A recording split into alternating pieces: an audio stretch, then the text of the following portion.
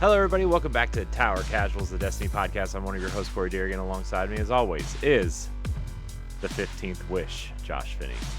Oh my lord, I can't believe we're finally here after all these years. Oh, we've kind of been discussing it over the last couple months, right? I mean, like There's been an increased amount of theorizing. We thought we nearly had a crack in the case back in Season of the Lost. It's true. When you could see Mara's taken Ahamkara in her chambers. We thought we were going to have a crack in the case, we were going to finally break the curse, and then we didn't, and that was really annoying. This year, a lot of the seasons have kind of seemed like they're trying to do callbacks to unresolved plot threads from the past, such as Shadowkeep, the events surrounding Beyond Light, and now we're going all the way back to Forsaken for Season 15, Season of the Wish. Yeah, Season of the Wish. Real quick before we jump into the nitty gritty, I did want to say something off the top because I was seeing some debate about this online, and just kind of want to give a bit of context as to where Corey and I am with this after last week's not so fun episode that we had to have. Downer of an episode. It's okay, you can say it. There is a difference between being excited within reason and being excited without giving a fuck about what happened.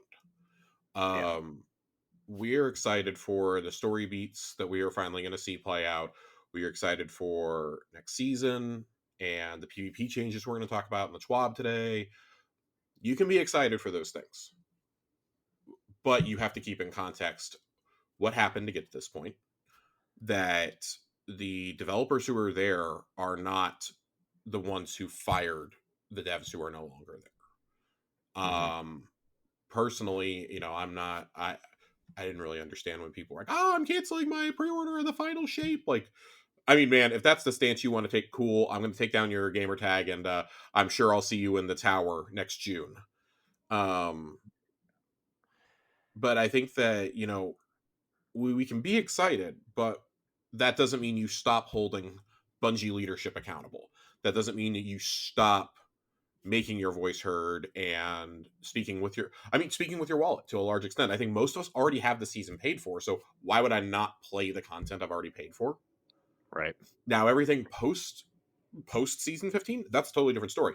If you decide you don't want to pre-order final shape, hey, that's you. You want to get a refund? Cool. Like, I'm not I did just sit here and mock you, but that's because I know how the Destiny community overall is, and say they're going to do one thing and then they go and buy it in secret and they're going to hide it on their Steam account or something.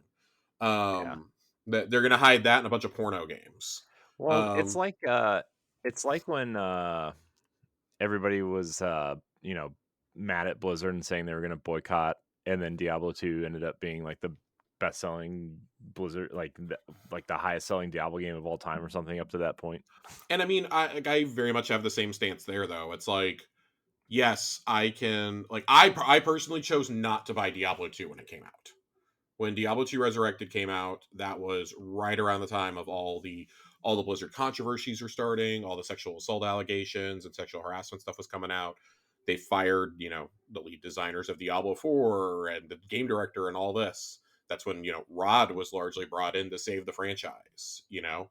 that was we've covered that extensively on this show and others in the past.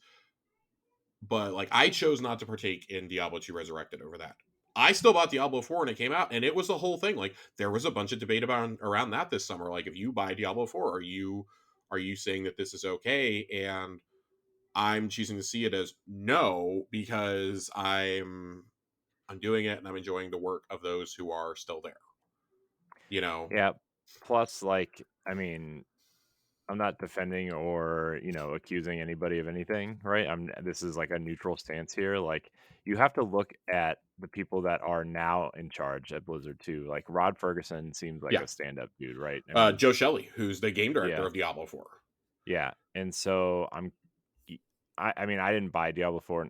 I didn't buy it because of this. I didn't buy it because I'm not a Diablo person. But I still think you have to look at the leadership put in place there. And obviously there's still some probably some questionable people there, right? Or Oh yeah, it's going whatever. to take years to flush them Yeah, all out. Like that's right. the challenging job of Phil Spencer now, right? Yeah, but I'm looking at, like, they seem to be on a positive trajectory, and you wanna support the good people that are there and the devs that didn't have anything to do with this, like the Right. mid to low tier people who worked years on these things too, you know? I mean, I mean, anybody outside the C-suite, the yeah, people you don't know the names of, those are the people that you're upset with right now, basically. yeah, Pete Parsons is somebody we can put a name to because he's been out there publicly, but there are people alongside him who make these decisions, and that's where this came down from. Their poor management is what's led to this. There are still 600 something devs. I think the last number we have is 650 devs working on Destiny 2. mhm, I'm personally like I'm in so deep that I'm going to be here through the final shape. How much I'm engaged post final shape really mhm, depends on what I see over the next 8 months. yeah, And I know that like change doesn't come overnight, but I better see some steps towards some change, or I think I speak for a lot of players. We're out of here. We're out of here post final shape. Like a number of mm, the most prolific content creators have basically said, yeah, we were already kind of like planning on diversifying our content in 2024. Well, we're having to do it now kind of on the fly because this is going to be a 7 month season. yeah. So, Check out Xbox Casuals every other Tuesday. yeah, except for this week because I got really sick over the last week. Yeah, for those of you who listen to Holy both shows, shit. we're just pushing it to next week because yeah, It lines up really nicely with the holidays though. it does. So that's the good part. But yeah, so just a little bit of context here at the top of the show. Like, yeah, there's gonna be a little bit of excitement. I'm pretty pleased with some of the stuff we heard about the Schwab today. It's some stuff we've been asking for a while. Season of the Wish. There's a little bit of hype there. We Yeah, know about it a couple weeks out. We have the promo image like 3 weeks in advance for the first time in years. yeah, Um, like and I know that these are like little steps to take, right? But it's like it's still something like we can still be excited within reason and still, provide context and be like, what the fuck is y'all's problem? right. So, Yeah, and I um, want to say obviously too, like what happens 9 months from now? Maybe we're super stoked because we had a 7 or 8 month season, right? Maybe longer, and maybe where that break will make us refresh and be excited for Destiny and like what we see happen between now and then too, right? I mean, we can't make that decision 9 months before the final shape comes out, but anyways, yeah. Um, Man, before we jump into the destiny of it all, Grand Theft Auto 6 exists. uh, does it? Whoa! It does in fact exist. Jason Schreier reported, I think it was last night, Wednesday Hmm. Wednesday evening. It comes across Bloomberg Terminal that Yeah. Rockstar could formally announce it as early as this week, and they basically confirmed it. Well, they said. They confirmed it Well, in a they tweet this morning. Yeah, they said early December, so I'm guessing that it'll be at the Game Awards. I'm So that's an guessing. interesting conversation because I was laughing really really hard when I saw that. Um, Thinking, yeah, the Game Awards is like the logical place, but like if there's one franchise that could just upload a video to YouTube and Twitter and just leave it as a teaser trailer and not need any other marketing ever, it's Grand Theft Auto. Well, remember when Grand Theft Auto was about to come out? They dropped like 3 screenshots on Twitter and said Grand Theft Auto announcement coming soon or whatever. Right? I mean, Yeah. And I mean, like, it's crazy when you think like they've missed like the last decade of social marketing for this franchise. hmm, I think they really want to avoid another Red Dead Redemption 2 scenario here where they announce that they do this huge blowout and then they got to delay by a year. yeah. Um, I If they're announcing it now, to me that screams they're ready to drop it in the next like 9 months. I bet it drops next summer. I'm I've gonna. got August. I've got August and September circled next year. Mhm. It's Um, closer than I thought it was. I'm gonna be honest with you. I thought at least 20. I thought maybe 2025, but I think they know that from the second that they confirm that this game is real and they give us the title and the location, that is going to be the most talked about game from now until the second it comes out. Yeah. It is literally, it is going, that announcement is going to break the internet. And I don't say Yeah. that lightly. Like, the other question surrounding it is, and this is like kind of a funny subplot, does PlayStation or Xbox have the marketing for GTA 6? God, I bet Microsoft tries to go out of their way It would to have to, get it that would be the marketing. most expensive third-party marketing deal in history.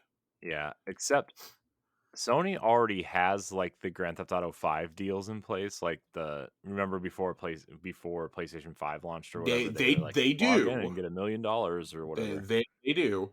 Um and I would go back to, because we had this as a as like kind of a teaser prediction for E3. Like, oh my god, what if they announce GTA 6? Like, there is precedent that Microsoft could have purchased it. Purchased the marketing rights, not the game. I want to be really clear. Yeah, The marketing rights. Of course, that Microsoft doesn't really exist anymore to go spend buku bucks. But as we've seen, mm, getting people to associate, like the casual gamer, to associate your platform with a third party game is pretty important. So I don't know. Like, if they were going to shell out for a deal, I could definitely see it being here. That's about as close to a slam dunk as you can get, I think. yeah, Is, yeah, oh, here's GTA 6, by the way, and there's an Xbox logo at the end. yeah, I mean, they did take away that deal from PlayStation for 4, remember, Yep. too, Well, so, and that was the first one that came to both on launch day, I believe, also. yeah. I mean, the original Xbox versions of GTA came in that trilogy bundle, Yeah, so man. It's been a really crazy week for the industry. Yes, there were a few more layoffs. Digital Extremes, Warframe's creator, got hit today. Um, GTA 6. There's a Legend of Zelda live action movie coming, which sounds like a complete catastrophe. I know, that when I read There that, I there was is like, a "There's zero no way." percent chance that this is a good movie. Yeah. I was talking to somebody the other day, well, the day was announced, what was it, yesterday, 2 days ago, whatever. Somebody's like, the guy who produces Castlevania is producing it." I'm like, "No, it's not. It's the Spider-Man guy." It's Avi Arad. Like, Yeah. wrong Avi. Yeah. You're thinking Ari. Yeah. Yeah. Yeah, no, that one's bad. Um the director of the Maze Runner trilogy is doing this, and let me tell you, I sat through 2.5 of those movies before I decided enough was enough, and I could be spending my time doing something better. Yeah. Um, so not jazzed about that. I'm gonna be honest, I have 0 interest in this movie. But I didn't have any interest in the Mario movie, and I guess what? mean, It I'll was tell you something right fine. now. I had more interest in the Mario movie because that was a CG movie Yeah. that fit a little bit better. I mean, I mocked the Chris Pratt casting, don't get me wrong, but like, this just feels really weird. All the people who have been honestly, you thought the controversy around Chris Pratt as Mario was extreme. You haven't seen anything. Link is going to have to talk for a 2-hour movie. See, if I was to do a Zelda movie, it wouldn't even be about Link. Link wouldn't even be in it until, like, the very end. I would center it around Zelda and Ganon's kinda takeover of Hyrule and the politics and the almost like the Star Wars prequel movies, but better. I I'll say this. I think if you're going, so this isn't like Mario. You have to adapt a story with this. Mhm.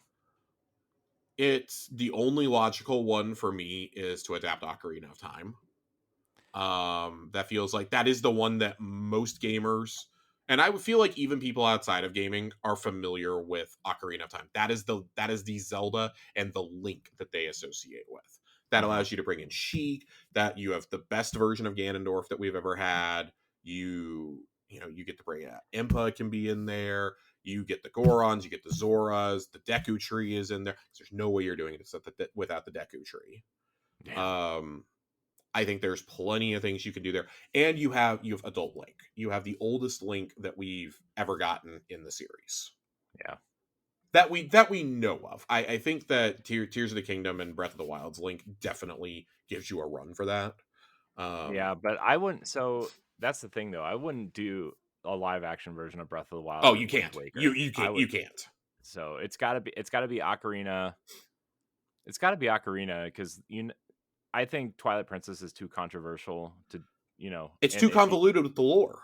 You yeah. can't. You have to explain the summoning war then, and the imprisoning war. Mhm.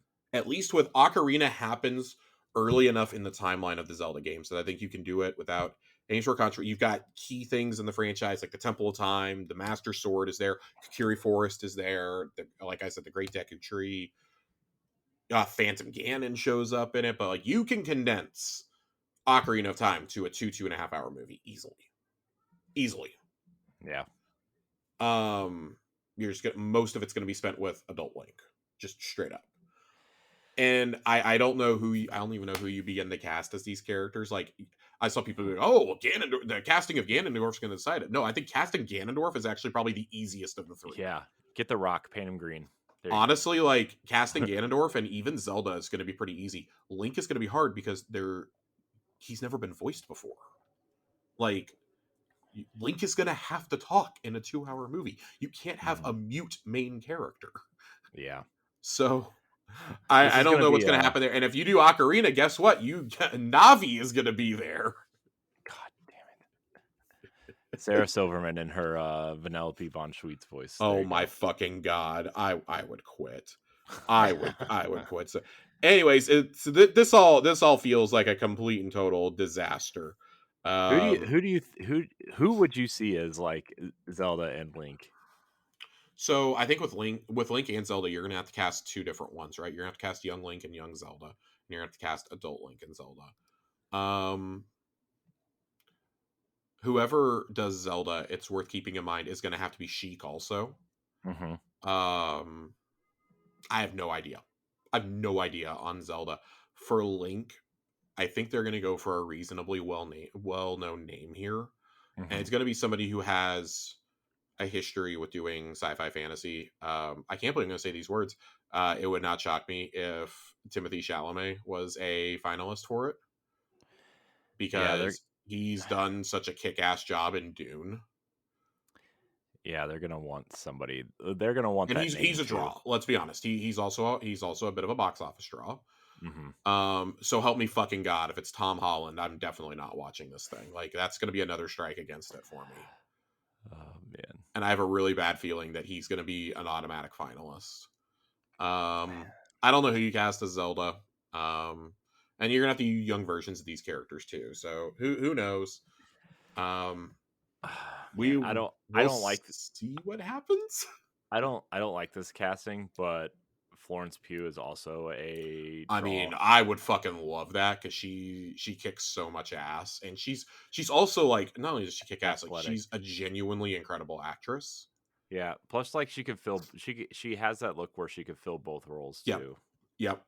That would be my She pick, would be although good. And I mean, they already know each other. They worked on Dune. They worked on Dune Part Two together, and they'll be Mhm, in Dune Messiah. The only thing that like throws a wrench into both of these perspective like castings is they are also probably going to be signed up for Dune Messiah at some point. mhm, Which is not Denis Villeneuve's next movie. It'll be the one after, mhm. and I just have no idea what that does to like a timeline. Like you would need to talk to them pretty much right now. Now that the strike is over, you pretty much have to talk to them now Yeah, and be like, "So, what does your Marvel deal look like currently?" Also, right. because we'd really like you before you get called for Secret Wars and Dune Messiah, because that's going to take like the latter part of the decade. Yeah. Anyways, that's a really bizarre announcement. That was a really random thing to just drop on a Tuesday. Um, They had to blow up somebody else's news. What else something happened on Tuesday, and then they're like, "Yeah, we're doing Zelda." So, I don't know. Something happened that morning, but I don't really remember what happened. Um, but so they dropped that news, and then like a couple hours later, Rockstar is like, "Fuck y'all! Here's GTA 6 mm, announced." There's just some very weird things that have happened over the last week. But I guess we should probably turn our attention to Destiny. yeah, I suppose because I mean, if it wasn't for last week, Season of the Wish would probably be a huge deal, right? I mean, It would be a much bigger deal in my opinion. Um No, Fortnite OG hit 44 million players Oh in one god, day yeah, I last know. week. The biggest number Fortnite's ever had, but they laid off like 900 people a couple weeks ago. So Yeah, no big deal. no, no big deal. I was mainly looking to make sure that I hadn't forgotten anything over the last week. It's been kind of a busy week. One of the comments, of course, made last week was that, oh, we want the final shape to match Forsaken and the Taken King and the Witch Queen, and like people are like, oh, I don't like this isn't gonna match that, and just like based off the vibes that we were getting last week alone, and like I mean, it's not unreasonable that they want to match or exceed that. Like they know this has to be a hit. But you think back, and I'm looking at Paul Tassie's feed right now because I remembered him tweeting this out. Remember everything the Forsaken added to this game, Corey? Hmm. Forsaken added two patrol zones, the Tangled Shore and the Dreaming City. It added the Last Wish raid in the Shattered Throne dungeon. That was when the concept of dungeons was introduced. Yeah. 10 exotic weapons and 12 exotic armor pieces. 4 new PvP maps, 4 new strikes, 9 new subclasses. Bows were added to the game, Gambit was added to the game, and the Scorn were added as an enemy race. Not to Hmm. mention all the Ascendant Plane puzzles of the Dreaming City. Um, I don't know if we're ever going to get an expansion that adds that much shit ever again. That was like the original Destiny's going to die if this isn't good enough. And remember, that content did not sell well enough for Bobby Haddock to deem Destiny is worth investing in anymore. Yeah. That's the wild part, even though it's universally acclaimed as the best Destiny has ever been. And I think it's because it was such a radical shakeup to what we were used to seeing with content drops. That was we got a season pass for the first. Maybe that's not a thing to be happy about. We got a season pass for the first time out of this, also. Um, and it's like, oh, we finally got all this awesome content and how Destiny's supposed to be, and then they break off from Activision, and we lose the support studios, and like it's kind of like dawned on like even the more casual gamers like how much we lost Hmm. going forward. So I guess let's just go ahead and man, let's just dive on in. Dive in head This first. this is a catastrophe. Bricks on your Um, ankles. Let's go. Oh, um, Josh was reading intently. Josh was making sure he didn't have to read something. So, all right, we're gonna jump right into this generic ass twab. Nobody's name is put to this, by the way. It It says just says Destiny that 2 team. it says the Destiny 2 team. Um, I don't know what we expected. I do think that as we get closer, like the personability of these is probably gone forever. Yeah, I Um, would assume so. at least for the foreseeable future. I think as you get into the ramp up of the final shape, they'll probably have some new community person in there, or Yeah. whoever's working on it from the outside, writing these PR posts. But the TWAB as we knew it from the Deej days until now is gone. Hmm. And that's a shame. They're one of the few studios that's ever been that personable with fans. We were lamenting that when several of the devs pulled back last summer, and that kind of has helped lead us to this inevitability, I guess. But we're jumping right on in. Um, of course, season 15. We already talked about this at the top of the show. The key art is really cool here. The armor looks awesome. Yeah, it looks really cool. But probably the biggest news is you could see, one of the Dreaming City portals. There is a big ass Ahamkara coming through it, and in the background you can faint. One, it looks like there's like 5. That is one, my friend. That is one. You Oh, could, wait, no, those are the tentacles coming out of yep. its okay. I thought I was like, there's like 5 coming out of this big rock. I don't know what you're saying, but it's a never mind. That's a head. You could see the Travelocy behind it. So interested to see how this goes, and that leads us to our very first question of the night. Question 1 coming at us Question one. early. Question one is getting asked early. I did want to take some time to be able to address questions from last week. Also, we skipped anything that wasn't like life affirming last week. But Saint writes in. Yeah, Saint. We're gonna answer the second half of his question first. We'll get to the others during questions, but with the longest season ever coming up, God, the season starts on November 28th and ends Remember when we thought hopefully in that? June. Remember when we thought the season of Arrivals was going to be the longest one? Remember we thought Lost was going to be the longest, and it was. Yikes! Oh. That leads kind of into the question: with the longest season ever coming up, what are some things you think they will throw in for us to keep us occupied, other than PvP maps and the new dungeon? Absolutely nothing. No, they're gonna be heads down on the final shape, I making promise sure you. that I is promise you, nothing is coming. yeah. I don't even The think the PvP maps are coming, buddy. I think that is a post final shape thing at this point. They just laid 100 people off, including most of their QA department. They don't which they're have outsourcing now, by the way, they don't have the probably. resources to do this.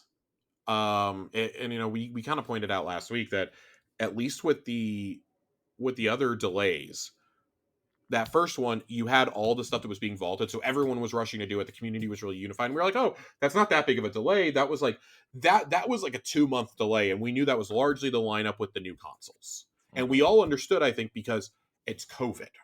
Yeah. I think we were all a little bit more understanding. We found out as we were getting close to the release. I think we found out like in July or August that it was going to be pushed back. So we were all like, oh, okay, fine, fine, fine, fine. And then it happens the next year, but the next year we knew the delay was coming from the very beginning because they told us in that state of the game in February 2021 that, hey, the Witch Queen's not going to come out this fall. It's going to release in Q1 of 2022. So we knew in advance, and the most critical part is they knew in advance. Mhm. They knew a year in advance they were going to push this sucker back, and we ended up getting the 30th anniversary drop in early December, which came Yep. with a dungeon and came with the Dares of Eternity and all those armor sets to get and the weapons to grind out in both that and in the dungeon. And okay, cool. That was basically like a mini season that they dropped there in the middle. Yeah. It's very clear that this delay is coming in hot. Um, they don't have time to build anything else right now unless you want. And I mean, we talked about this a little bit last week. There is the possibility that the final shape does get pushed to line up with the 10th anniversary. Yeah. If that happens, then maybe they have something else ready to go. But you would have to face the fact that if they build anything else narratively, they're going to have to figure out how to justify that in there as, oh, well, this was never supposed to exist originally. Why does it need to exist now? Right. If it tells a story, probably your best hope is going to be updating older activities. Maybe they can peel a few people off to do that. Maybe the ones that were working on the QOL of the playlists that we're supposed to be getting anyways Mhm. with the final shape. Maybe those QOL changes will launch early. I could see that happening. I could see them dropping that in like a February update, possibly. The playlist updates. I could see that happening. Playlist and economy updates. I do think a very, very big balance patch will be dropped in February or March. The only other things I can imagine is maybe you peel some of those folks off and have them work on revamping Dares of Eternity, change the loot pool out completely, essentially. Um, make the weapons in Vault of Glass, Garden of Salvation, and I think those are the only two raids that we don't have craftable weapons in right now. Make those craftable. Maybe you go make dungeon weapons craftable? Question mark. Um, it's gonna have to be things like that, though. Unfortunately, I would say Yeah. that whatever team is doing Guardian games for next year, it has to be the best Guardian games we've ever had. I don't think it's gonna change that I don't much. think it's. I don't think anything is going to change, but I think there needs to be a couple of weapons there instead of just the one. That, if anything, that needs to be a non-Eververse event, and we all know it's not going to be. That would need to be an event that is not. You need to really lay off the Eververse this coming season. I think something that would give you a little bit of goodwill. Do like this year. Let us earn the armor that would have been in the Eververse. It's going to be a 7 month season. Let us earn it instead of paying for it.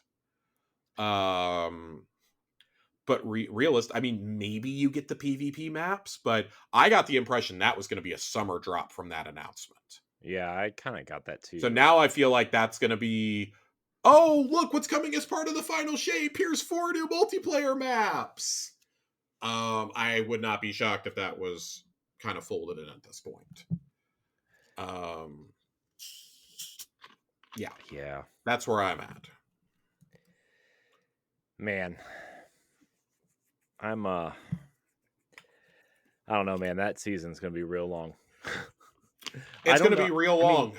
it's gonna be hard for any like kind of live service game to fill what 7 to 9 months worth of content anyway. Like if for Yeah, without releasing some sort of expansion or something, right? Like it is and it isn't. I think like when you're a straight up MMO, it's a lot easier because you're not worrying about like you look at something like WoW or Final Fantasy 14 and like you're not having to like meticulously like tweak every weapon or every ability that's put into the game. I don't think like right, but you can drop all these quests and like those games go a couple years without an expansion. I know, And but every update they put out has something that they're right, adding and to it that's what though. I'm getting at. Like I think with a traditional MMO structure, that's different than like Destiny. And Bungie, like for all the praise we put on them, has never really cracked free content. They don't understand. We don't want to be nickel and dimed for everything. Like I understand like games are more expensive than ever to develop, and you have 600 something people you got to pay that are working on this game, trying to pay the bills for Marathon at the same time. Just I really wish they would have focused on giving us the best possible version of Destiny that they could have without diving into Marathon so quickly. And I mean, Marathon's like kind of been stagnant for like 4 years. Apparently, it's been like in pre-pro and early production. Um, that's not even coming out till 2025 now. There's no Destiny 3 on the horizon, supposedly. Um, Did you watch Paul Tassi's video? no, I didn't. I find his voice jarring. It I was love you, pretty Paul. I love you, Paul. it was pretty interesting I though. can't listen to a lot of people. I know. It's fine. I'm surprised you sit here with me for an hour and a half. It's okay. I love you, Corey. Um, no, I did. I meant to listen. I genuinely meant to listen to it. And that's why I was scrolling through his feed. I was really hoping he had transcribed it as an article, and maybe he did. X looks really weird on desktop now. I don't like it. It God, I looks just weird called on it X. desktop? I fucking hate this. I know. It We're looks calling it X too because it of marketing looks purposes weird now. on Twitter. You have to click on fucking pictures now. It's so Oh stupid. yeah. Yeah, I forgot about that. I haven't updated on my phone in like 8 months, so it's still Twitter and it's still like the traditional functionality on there. And I will never be updating it. If they I make guess me it's update up it, to then you. I'm quitting. Quitting Twitter. Yeah, that would be the thing to finally break my Twitter addiction. Um, no, I mean we've said it. We've said it for a long time too. Like Destiny 3 is like the only logical choice at this point, and for some reason the corporate suits don't seem to get that. Yeah. But at this point, like if you put Destiny 3 into production, you're going to be working on it for like 3 or 4 years. Like you can't just pump that out in 2 or 3 years. Back when Yeah. Destiny 2 was coming out, Destiny 2 was supposed to be an expansion and they basically grew it into, a full release, but it really didn't hit its potential until Forsaken. Yeah. I mean, that was the same with the Taken King too. The Taken King was supposed to be part of the base game. I'd say the Taken King's a little bit like you say, base game, but that meant it was at least developed in tandem with the main game. They Right. cut it when they went and made all those changes after firing Joe Staten and Yeah. Marty O'Donnell. That's when they cut that out. And like, okay, cool. So like that's when, oh, Luke Smith, the architect of all the glass, Luke, take this and run with it. And that ends up, being this really awesome idea. And oh, great, we've got this.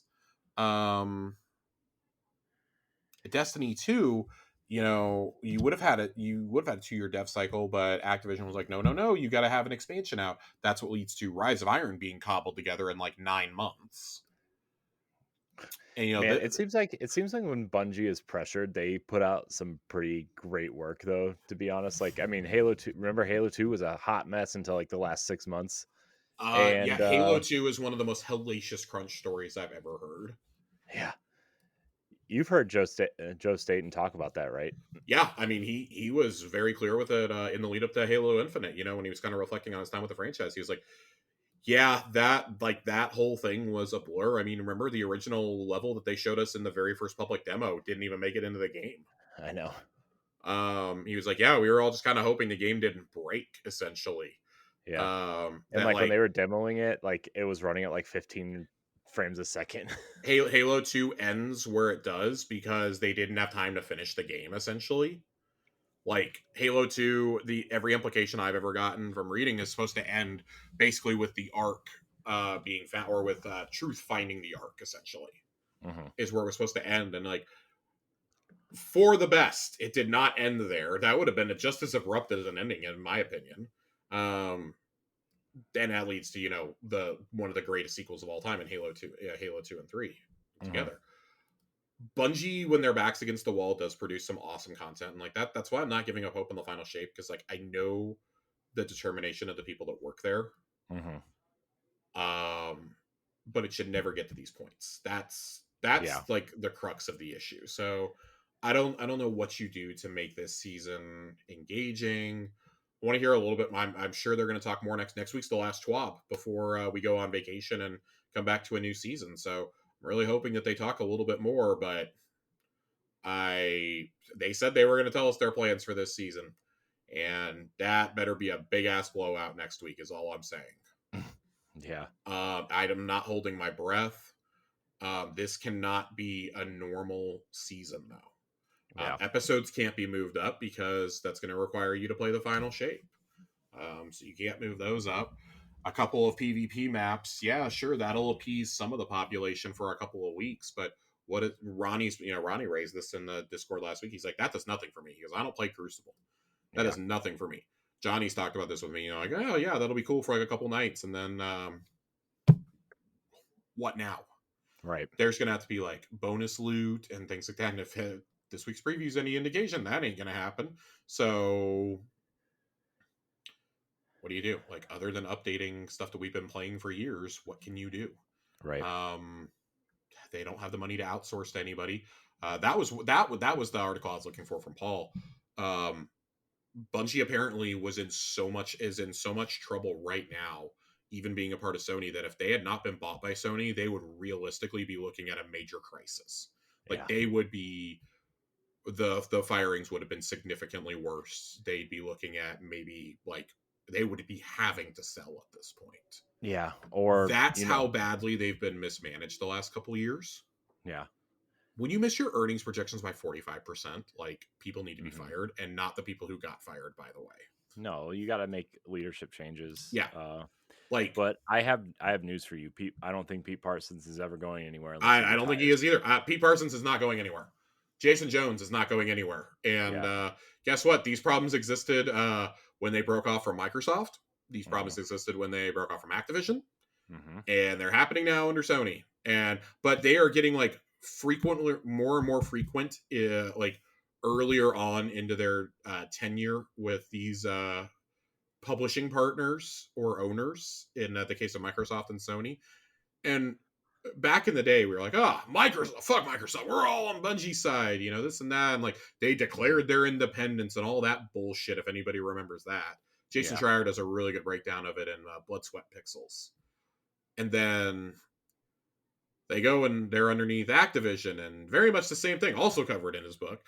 And they're like, we're breaking out from Activision. And fuck Activision. And I mean, like, to be fair, fuck Bobby Kotick. All my homies hate Bobby Kotick.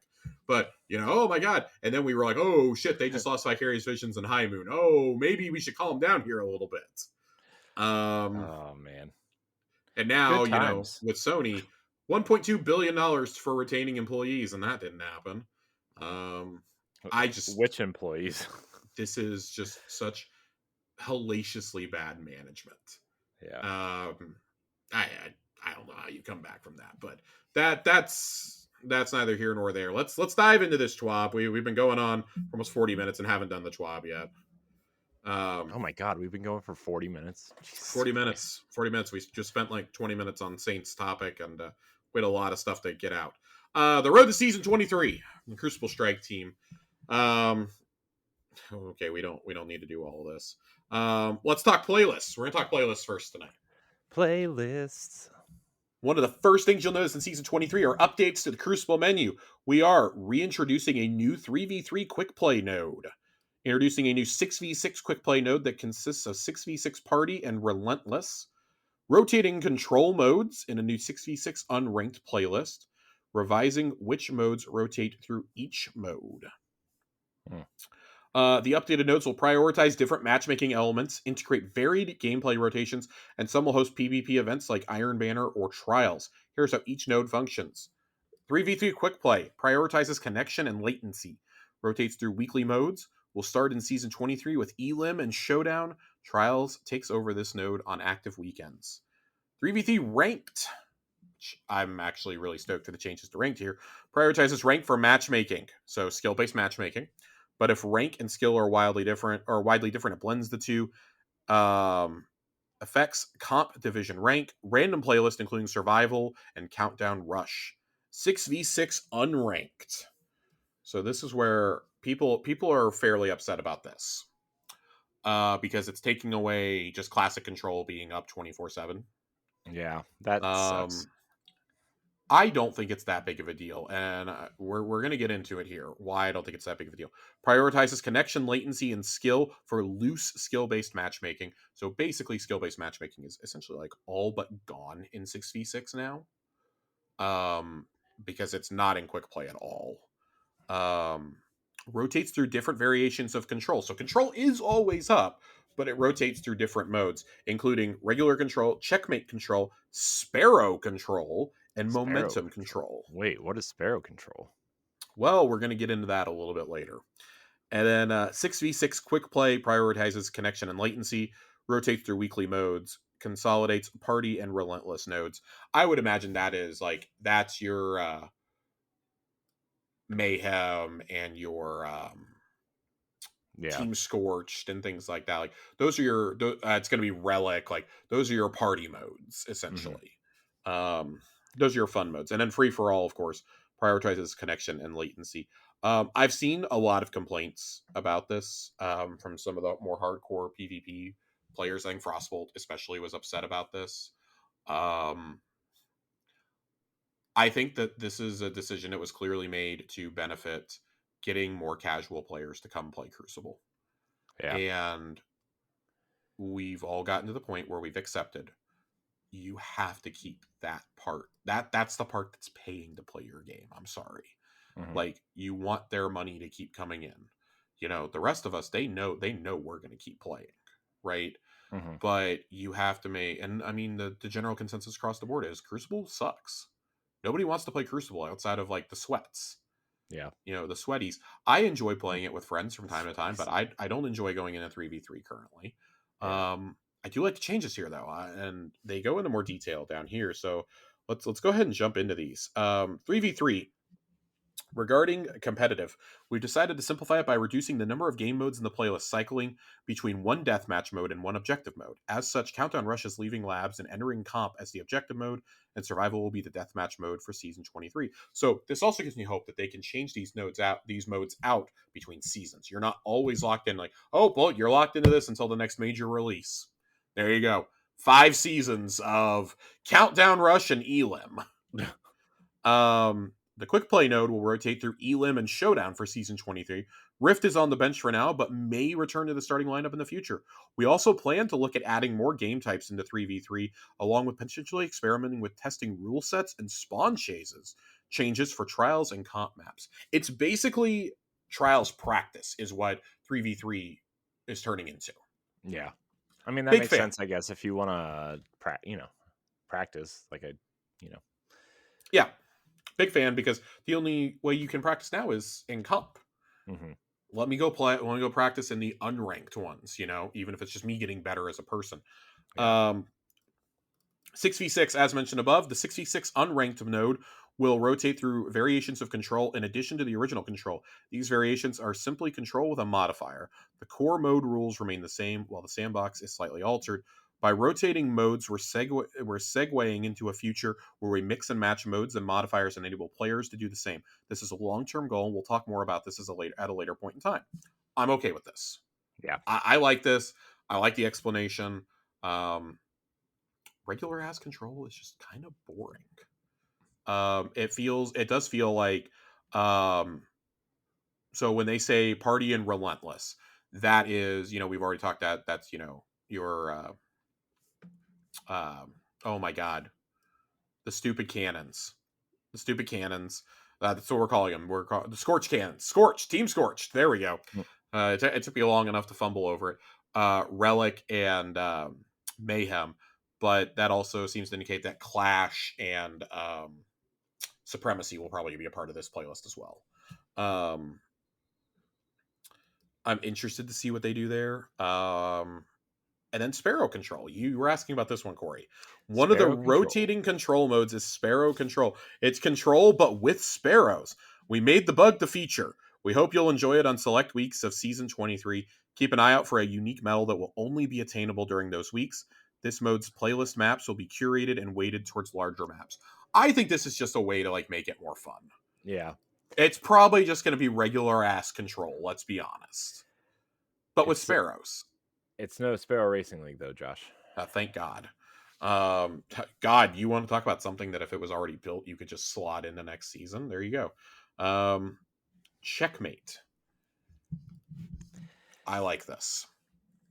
Big fan of what they say here. We plan to make Checkmate Control the primary control mode for the first few weeks of Season 23. To be transparent, Checkmate has been revealed and highlighted a community desire for a refined sandbox in the Crucible. We eventually want to take some of those lessons learned and apply them to the base Crucible experience and not just in labs. We are not ready to slap Checkmate on everything just yet. We are ready to expose the modifier to a larger audience and gather more feedback and data. Some changes and features related to Checkmate coming in Season 23. Ability cooldown penalty has been decreased from 50 to 30%. This is based on some tuning changes coming with Season 23. As always, we'll monitor this closely. I have reservations about that because I think that the ability regen is perfectly fine. You're not spamming things. Even if you're, cutting that down, I mean, people are going to get abilities back. If they have them maxed out, they're going to get them back fairly quickly, even with a 30% cooldown. So I have reservations about this. Again, I want to see what changes are coming to the larger base game that they're talking about here before I slap too much judgment on it. And I, of course, did not get to check out Checkmate Control. So very excited to try that. Crucible Labs will include Checkmate 3v3 Clash and Checkmate 3v3 Countdown Rush. 3v3 Clash is really interesting to me. And it's going to be Checkmate. So that does make me think that that's going to be a future Trials mode. Mm-hmm. Trials Labs will include Checkmate Dominion. Ooh. That's Trials Labs, by the way. So Checkmate is coming to Trials. And then we'll be making additional mid-season tuning adjustments based on feedback. Oh man, here we go. This is a really long update, guys. We actually got a lot of PvP info here today. Matchmaking and skill. In previous posts, we mentioned a fix for lobby balancing, and at last the time has come. In Season 23, the lobby balancer will operate more like a snake draft, where Team A gets the first pick, Team B gets the next 2 picks, Team A gets 2 more picks, and so on until there are no players left.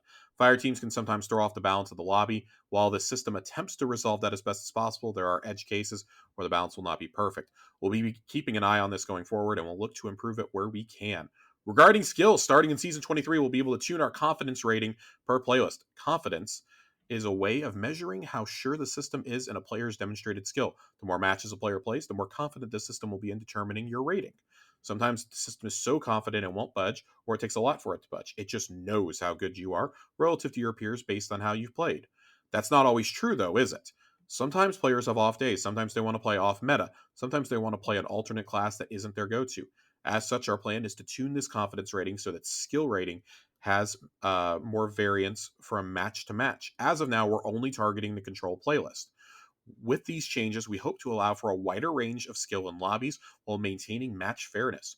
We also hope players will feel more comfortable playing how they want to play it, be it casually, off meta, or intensely competitive without feeling like they're stuck in a particular skill bracket. I love it. More of this. Sounds great.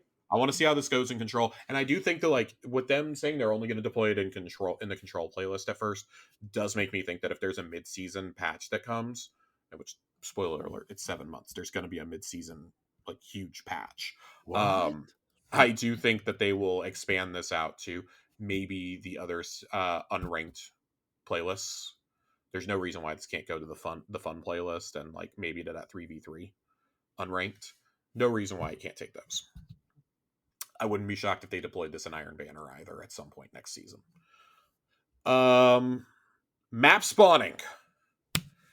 Oh boy. Very excited. Oh boy. This release and the immediate future, we have tunings lined up for several maps, including Midtown, Meltdown, and Endless Vale. These changes will be subtle along the lines of previously mentioned Ultra Flame and Cauldron changes, which we read about that in a previous update, I believe. While these changes alone are not intended to completely solve spawn trapping issues, they are intended to work in conjunction with a set of changes planned down the line. Cool. Happy because man, some of those really, really, really get out of hand. Specifically, and it's not mentioned here, which really frustrates me. Um, I know it can happen in Midtown. It happens a lot in that. Oh my god, I'm blanking on the name. It's one of the Earth-based maps. It's got you get spawn trapped in A on that map. You can very easily get spawn trapped there or in B in the back corner. But people can essentially just sit there and like shoot into the room constantly because they're Mm. so far down the lane that you can't even spawn. And that's been a very frustrating map. If anybody knows what map I'm describing, it was a base Destiny 2 map. We've asked for it to be taken out repeatedly. It was taken out and then they put it back in, and we get it all the time now. Shouts because I can't remember the name. There's also a lot of comp changes coming. Corey, you still with me? I'm here. I'm here. I'm looking up. God, I'm looking up there's Destiny 2 Crucible maps on the Earth. okay. Corey's gonna come through with the save for me. It's bothering me. So he's gonna come through with the save because I am exhausting my breath right now. Comp changes, competitive rank adjustments. We're making some changes to how rank points are adjusted post match. In general, we're simplifying the formula and putting more emphasis on wins and losses, which is what it should always be. We're removing performance factor. Wins and losses are what matters. Thank fucking God. We're removing inflation protection. We will no longer reduce your rank point gains if your rank exceeds your skill. We will retain deflation protection. So if your rank is below your skill, it will still accelerate you upward. We still expect rank to correlate with skill, but it won't be so heavy handed. We hope these changes will make point gains and losses feel more consistent. Cool. Promotions and relegations. We are removing promotion and relegation series requirements for all divisions except Adept and Ascendant. Going forward, you will only need to prove your skill when entering the most elite of ranks or keeping yourself from dropping out of them. For example, if you are Platinum trying to reach Adept, you will enter a promotion series. Conversely, if you are Adept dropping down into Platinum, you will be able to defend your place via relegation series. In conjunction with rank adjustment changes, we hope to smooth out the climb to your intended rank while maintaining some amount of the prestige expected for upper divisions. Cool. I like this. This is part of what was keeping me out of comp. I didn't like the system. I didn't like the system. It was good in theory. I didn't like it. It can get really annoying, especially if you get stuck with shit teammates for like 3 matches in a row. Are you talking about Midtown? No. Nope. Okay. Nope. Keep going.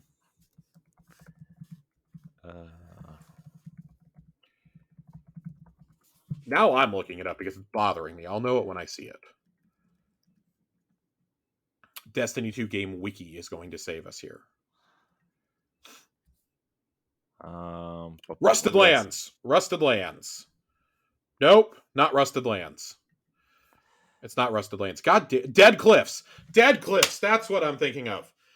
The Dead Cliffs is awful. Dead Cliffs. I fucking hate Dead Cliffs. The spawning on Dead Cliffs is the worst spawning in the history of Bungie maps, and that's saying something if you go all the way back to Halo. So, it's fine. It's Dead Cliffs is awful. Fuck Dead Cliffs. I had to play Trials on Dead Cliffs a couple months ago. I was not happy about it. It was terrible. That's all right. Mode. You have to what? No, that I was mocking you. It was funny. Shut up. Proceed. What an asshole. You see what I deal with, people? You see what I deal with here? Oh man. Changes to rules in Survival and Countdown Rush. Survival is going to get an increased respawn count from 4 to 6. Cool, that'll make it go a little bit longer. Countdown Rush, points to win have decreased from 6 to 5. We've decreased the round time from 120 to 90 seconds. Due to round time increase, we've also decreased the heavy ammo spawn time from 90 seconds to 60 seconds. Respawns and revives are enabled and unlimited. If the game goes 4-4, the final round will have the elimination rule set enabled and will show up as sudden death. Cool. Let's talk trials. This is maybe the most Trials. exciting change here, in my opinion. In Season 23, we're going to be making a small change to Trials rewards in preparation for some larger changes coming alongside the final shape. Why would you tease something that's like 8 months away? Of course, they're still maintaining, yet they haven't officially announced the delay yet, you understand. In the meantime, we're going to be adding a set of small weekly rewards that trigger depending on how many wins you get in a row before your card becomes flawed. There will be one each for 3, 4, 5, and 6 wins on a card, and if you get to a higher win total first, you'll get all the tiers below it too. Those rewards will be granted in the post-game loot stream when your card becomes flawed. They are currently set up to grant 3 wins Trials Armor, 4 wins 5 Enhancement Cores, 5 wins Trials Weapons, 6 wins 3 Enhancement Prisms. These rewards are only the first step in our journey to make Trials a more rewarding experience for those who cannot go flawless consistently. We also just increased the drop rate of Adept Weapons on 7-win cards after Flawless, back up to the level it was when the Flawless pool existed. In addition to these reward changes, we're also going to be running a weekend of Trials Labs where the Checkmate modifier will be active in the playlist. So first things first. I did see a little bit of complaining about this. And it seems to be largely focused around these are being seen as handouts. I don't think this is a handout. You still have to win to get these rewards. It's not like, oh, you can get those 3 wins on your card, period, and get these. You have to do that without going flawed. It's kind of in line with how Trials used to be in a lot of ways, with the 3 and 5 wins respectfully. That's going to be a challenge. I still think that's a pretty suitable challenge for the average Crucible player. I do think that this is the first step to encouraging people to play more Trials. Especially if any weapon can drop. Any of the current Trials weapons can drop from 5 wins in a row. I could see a lot more carries happening just to get there, because some of us are just happy to get the armor and get a couple rolls on the weapons and be good. I know personally I would like to finish getting the new armor, and I haven't really played much Trials this season. I still want the bear outfit, costume, armor thing. Yeah. I really want to costume. Who am I? Jesus. I want to see more. I want to see more things like this, though. I do think this is a good start. I'm not going to be one of those who's like, oh, well, I think you should get a reward for 3 wins no matter what. No, I think if you were to do that, I think at that point you would need to make it 5 and 7 rewards. I think getting seven wins on a flawed passage, I think, should still give you a weapon. So that your time wasn't wasted. That's the biggest thing here is so your time's not getting wasted. I do think it kind of sucks that you have to do 5 wins in a row to get a weapon though. That doesn't feel great. And to be fair, they do say this is the first pass it changes, and that they're gonna have other changes alongside it. I do imagine there will be some sort of protection there. Yeah. I feel like there's gonna be some changes to this. This seems, man, I hope so. There's Trials is a mode that I really like. Trials. I know Saint really likes Trials. Me and him were talking about it a little bit earlier. I really, really hope that these changes do inspire more casual players who, see Trials as you have to go flawless or it's useless event, to stop thinking that way. And I think this may be part of it, because I think for me, it's getting out of that first match or two is always the hardest for me. Yeah. And then I seem to be able to kind of coast. The Passage of Mercy is more forgiving than ever. You can have 2 losses before it's flawed. So I think when you kind of take that into consideration, oh, okay, you've got a couple losses you can play with and still try to get to 5. We'll see, I guess, question mark. But I think this is a good step in the right direction. It's a good first step, at least, towards fixing Trials rewards and getting more casual players to come. Basically, the folks who listen to this podcast to come play Trials of Osiris. So, interested in seeing that. Man. Okay. So they are bringing competitive focusing. I think this is the last major thing that we have to discuss here. Competitive focusing we talked about this briefly. It was talked about a few weeks ago, I think, and we're like, oh, cool. Now we get to talk about this. Competitive focusing. We want to make sure we didn't lose the identity of the competitive weapons as being part of the Crucible, and most importantly, as a reward for climbing the competitive ladder. It also stood to reason that if folks were going to earn these weapons, we'd want them to be active in the competitive scene the same way players earn focused rewards from modes like Iron Banner, Nightfalls, and Trials. We considered the possibility of another cipher or using a different currency that tied into the identity of these weapons. Thank God you did not do that, because that's awful. Yeah. Starting in season 23, all retired competitive rewards. So right now that is Rose and Mercurial Overreach, since those have been in the top 10 weapons used in trials across the last couple seasons. Will be available to focus from Shaxx's Legacy Crucible focusing menu. It's not as simple as having the engrams on hand, though. Shaxx expects to test your metal, too. You will only be able to focus them once you have completed your placement matches. Unlike other focusing options, you will be limited to a number of weekly focuses based on the highest rank you have achieved so far in the season. So, copper 1, bronze 2, silver 3, gold 4, and so on and so forth. The most you can possibly focus in a single week is if you get to Ascendant and you're focusing 7. At that point, if you're like an Adept in Ascendant, you're probably not focusing these weapons. Let's be honest. So that's cool. The cap on how many you focus can be changed midweek, but only if you rank up. Every week, to keep focusing, you're going to have to finish your weekly matches. Don't worry, though, we won't ever decrease the number of weekly focuses you can get during a single season. The max rank you earn will always be what we count against, so if you have a rough week or an unlucky streak, you won't be punished at the prize counter. Last but not least, the price. These weapons are intended to be some of the most reliable weapons for Crucible play available, and as such, we consider their values to players similar to Adept weapons.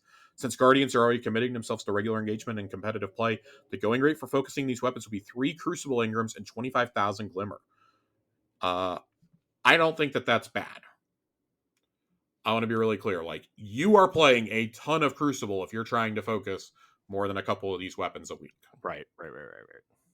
Like, even at gold, if you try to do all 4 of your focusing, you have to have 12 Crucible Engrams on hand. That's like half a rank up if you're just going by the rank up rewards. Like, that's or half a reset, excuse me. That's a lot. You're going to be playing a lot of Crucible if you want to do that. And I think for most of us, that's probably where you want to be focusing your attention. Like, we've got the regular drops. If you haven't missed a single season, you've got the regular drops at this point from the Crucible. Right. So that's a cool little change. I like that. I'm always a proponent of more ways to get loot, more ways to spend these engrams rather than me having like 100 engrams parked at Shaxx because I don't know what to spend them on. And then last little addendum here. As mentioned above, this is not everything we're shipping in season 23 and beyond. There is Iron Banner Tribute, Relic Mode revisions, and the reprisal of the Dreaming City map, The Citadel. We're looking forward to sharing additional updates in the future, including increases in ritual activity post-match rewards, more Glimmer and enhancement cores. There's a lot happening, and there's plenty more we want to do, so pardon our dust as we keep improving upon the Crucible experience. Cool. I imagine that that's probably going to be part of a pretty big mid-season update outside of Citadel. Citadel is going to be there on day 1. But Iron Banner Tribute, Relic Modes, etc., I would expect that to be part of, like, again, a big March patch. Just for something, you know? Yeah. Yep. Let's talk about this ritual weapon, though, Corey. They're showing it to us early, which is a little bit weird. It's a caster frame sword. We're bringing a sword. Chivalric Fire will be the first Void Caster sword. It can roll the Void perk combo of Repulsor Brace and Destabilizing Rounds, which will give high uptime on Void Overshields. It also has Attrition Orbs, which is a new perk in Season 23. Dealing sustained damage creates an Orb of Power. That's the definition of it. That's really cool, I think. Of course, this combos perfectly with Relentless Strikes. As always, you can take your pick on how you earn it between Vanguard, Crucible, or Gambit. Each path also unlocks a special ornament for the weapon themed by ritual. It's funny because the default of this already looks like a Vanguard weapon. Yeah. I really do think that the ornaments for this are, pretty obviously low effort, but they still look pretty cool. I'll never get over seeing the Crucible and Gambit logos on weapons. I just think it's so cool. Yeah. In addition to new ritual weapon, we have other changes to the weapon pools in season 23. Of course, we told you guys couple weeks ago. Trials, the Immortal, and Astral Horizon are both going to be leaving.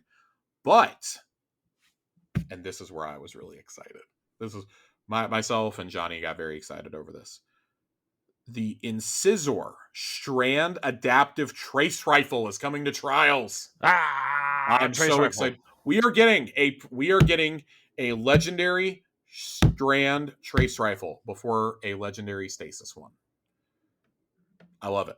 I love it. I think it's great. Nice. And then the Eye of Soul Kinetic Adaptive Sniper is coming back, and it's going to be part of the Cassioid Foundry. So that could actually have some really wacky perks this time around. Mm-hmm. This is the third time it's come back to Trials. So apparently they've just decided, yep, fuck it. Some weapons are not worth bringing back, like the Scholar. But we're going to keep bringing Eye of Soul back. Cool. That seems to be kind of a recurring theme here, is they have one returning weapon and one brand new weapon. Iron Banner, the Dark Decider auto rifle, and Ganora's Axe Sludge Shoddy are leaving next season. You'll have one final chance to earn those Tuesday at reset. The final Iron Banner of the season starts. New, the Lethal Abundance High Impact Strand auto rifle. Very, very interested to see how this goes. Yeah, I want to see that. I want to see that. We love that. And then the Reese Walker Kinetic Lightweight Shotgun is returning. That's a fan favorite. And then Night Falls. Leaving the Buzzard Sidearm. A little surprised how quickly Buzzard is leaving, frankly. Yeah. Of course, worth noting that, we can still focus these weapons. They just won't be like the adept rewards anymore. And fan favorite, Swarm Machine Gun. There was a debate in the Discord, and I don't think it was really a debate. It was more of a one-sided argument. The Swarm is most assuredly not a fan favorite gun. Everybody hates this thing. Yeah. But it's leaving. The new weapon is Undercurrent. It is an arc wave frame breech loaded grenade launcher. This could be really, really cool. This basically could be Salvage or Salvo, but maybe not as good. I don't know. Salvage or Salvo is one of the best ritual weapons we've ever gotten. This basically is trying to be that. So very curious to see how this goes. I will actually play around with this, even though I'm not a huge breach loader guy. I want to see how this turns out. And then returning is the fan favorite. This is my own insertion. Favorite. Is this a real fan favorite? This is a real fan favorite. The Uzum RR4 Arc Adaptive Sniper Rifle. Okay. It is still one of my favorite snipers to this day. I love having it. God, that was such a fucking great secondary weapon to have for so many encounters. I have taken it into a number of day one raids at this point as a weapon to have.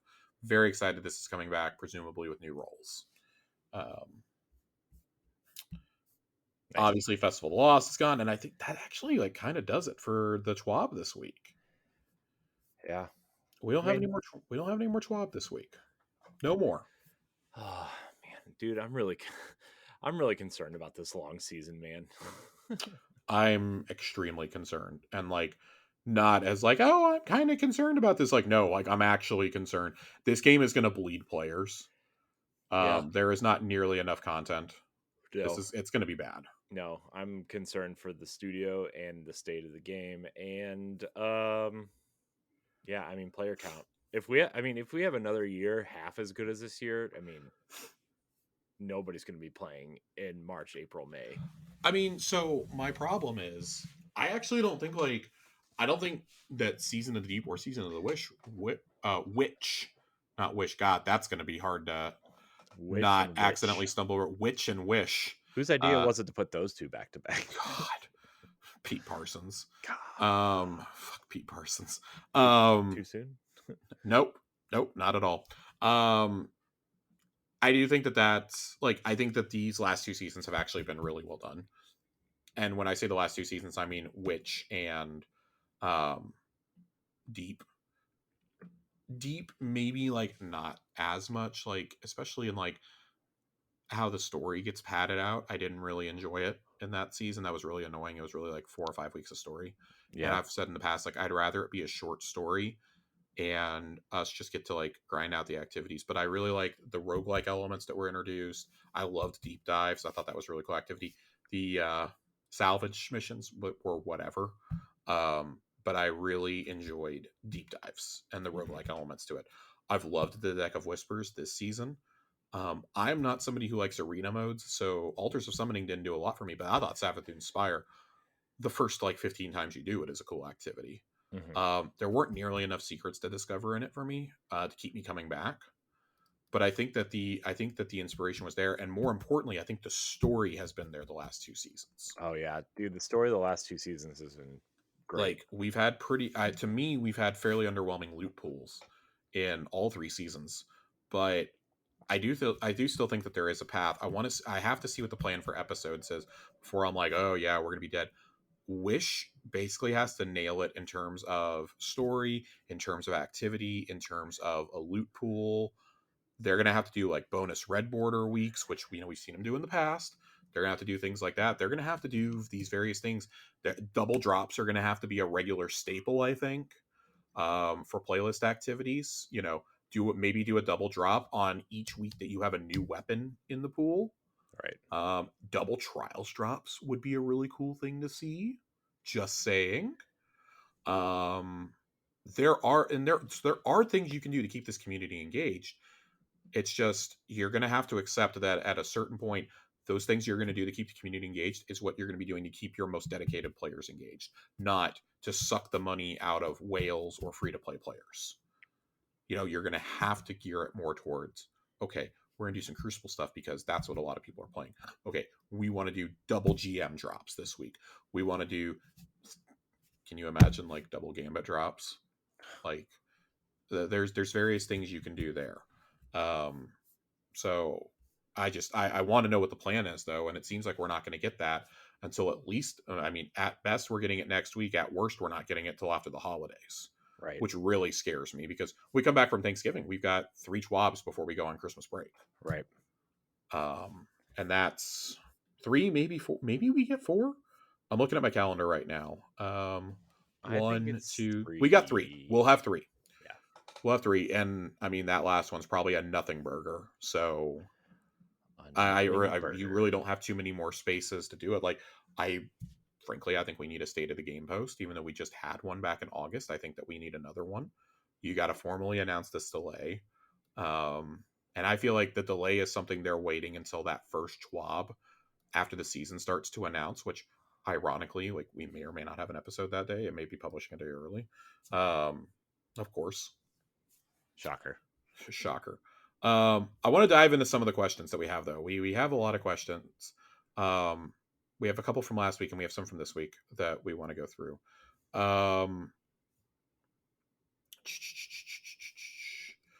Jiggly Panda wrote in last week and asked us, "What's an underrated exotic and armor, exotic weapon and exotic armor that you guys love to use?"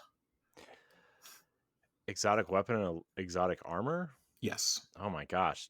Does anybody know me? It's Helm of Saint 14 and Outbreak Perfected. This is not a surprise. I actually don't think Outbreak is like that underrated. Like that is a weapon that I think that most experienced raiders carry with them on day one. It literally is what got Dado through Caretaker in Val on day one. He said underrated. Okay, I missed that part of the question. Yes, underrated. Okay, well, let's go with some hard light. Okay, hard light's a good one. It had its time in the sun for like a season last year when it rained terror in the Crucible for a while. Mm-hmm. Also, shout out to Armamentarium too. For me, it's Shards of Galanor. If you know me, you know I used to be a Blade Barrage main, despite it not being good. I still love my shards. I love the way they look. Even though the perk has been run into the ground repeatedly over the years, it famously took me a full year to get shards to drop even once. I never had it for the entirety of Forsaken, and then I got it the week before Shadowkeep. I got it, and the very next day, the Schwab comes out and they announced a huge nerf to it. So, yeah, I really do love Shards of Galanor, though. Underrated weapon? Exotic weapon that I like?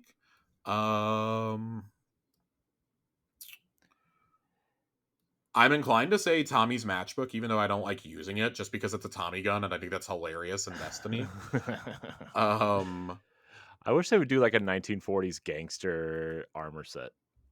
Oh my No. god, no, dude. Listen, we've already had one sweater vest and khaki combination for hunters. I don't need another one. Um, I yeah, I'm gonna go either Tommy's Matchbook or Grand Overture here. I think it's just hilarious to see a skinny hunter running around with a fucking cabal turret. Um, so that's what I'm gonna go with. Um, this was actually written in last week, and we didn't address it. The Doctor NY wrote in and said, "In light of the Bungie news this week, do you think that the marathon project will be put on hold?" No, No. no. That is, it's delayed to 2025. They literally can't afford to cancel it at this point. They've dumped so much into it, Yeah. and there's so many people working on it. They Hmm. cannot afford to cancel it. It's the same. It's the same reason why people are like, "Oh, Destiny's going to be winding down." No, it's not. There's No, you know 600 why? people working on It's a consistent cash. It's a consistent revenue source, regardless of how if they hit it. It's their their goals or not. only revenue. That's what I'm saying. Yeah, no, No, it can't. I was saying when Marathon comes out, Destiny's Oh gonna keep yeah, going because it's a consistent revenue yeah. source There's no regardless. guarantee that like Marathon's going to be a hit either. Yeah. So nope, Destiny is here to stay for better or worse. Marathon is here to stay for better or worse. Um,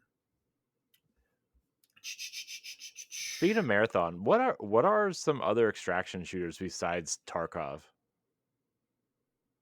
the Dark Zone and the Division, Mm, Rainbow Six Extraction, which is awful. okay. The DMZ mode in Call of Duty, which Ronnie swears is good, and I don't know if I believe him. Don't believe Ronnie. I can't believe that guy. Nope, nope. Nope. It's always your mods. You can't trust them. Nope. Um, Can't do it. and then Titan Class wrote in last week. What are some good Destiny-like games in case D2 kicks the bucket? I play Warframe, but I'm looking for new things too. Mm, Um, that's the funny thing. There are no other Destiny-like games. I mean, Destiny is a unique experience. I think you're the closest thing would probably be something like Monster Hunter or something. I mean, Warframe is probably your closest. Yeah. Like, I don't know. I would encourage anybody who is when you're looking Destiny like games, you're not going to find anything else. But in terms of like a cooperative multiplayer shooter, I would encourage. It hasn't gotten any new content in a while, but Division 2, it can be had with its expansion for like $10 these days. Yeah. Uh, Corey already said Monster Hunter World. There's Monster Hunter World 2 is probably coming out in Q1 next year. Yeah. Um, I would look into that. That may be too Japanese for some of y'all. I would look into that. I got a great one for you, Josh. Hit me. Outriders. I'm gonna pretend you didn't say that. God, there were like 3 Destiny content creators that were like desperately trying to convince us, no, this game is actually awesome, It was and awesome. it was not. It was my number 2 game of the year that year Oh behind my Halo. fucking god! Please play more games, Corey. I loved Outriders. It was I awesome. can't believe you. I never finished it, and I don't regret a second of it. World Slayers was pretty good too. I don't know what else you put here. Play some single player games. I don't I know. mean, it's definitely not the same thing, but I guess something like Borderlands or Tiny Tina's Wonderlands or something. Yeah, I mean, you could definitely play both of those. I was playing some Tiny Tina's and I was really enjoying it. Borderlands is fun for like 2 weeks. Especially if you have a group to play it with, it can be pretty fun.